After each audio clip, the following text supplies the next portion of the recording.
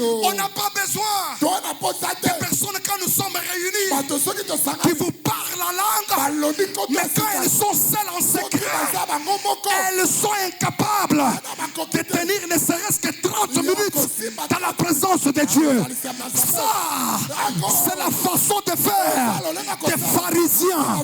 Jésus les a appelés les tombeaux blanchis. Bien-aimés, tire ta force dans les choses que nous ne voyons pas. Et généralement, les personnes enracinées ne font pas beaucoup de bruit. Vous savez pourquoi? Vous savez pourquoi? Parce que leur force est cachée. En d'autres termes, ils tirent leur force dans ce que vous ne voyez pas. Qu'est-ce que cela insinue? Bien-aimé, l'attachement demande que tu aies une vie de prière, mais loin des regards des hommes.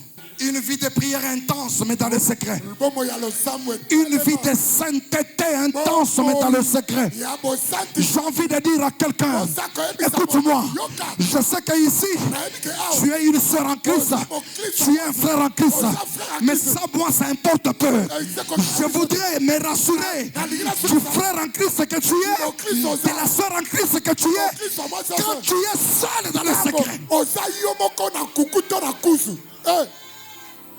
Quand tu es là où le pasteur Mike ne peut pas passer, quand tu es dans ta famille, comment tu te comportes? Je parle d'une vie de consécration, mais intense dans le secret.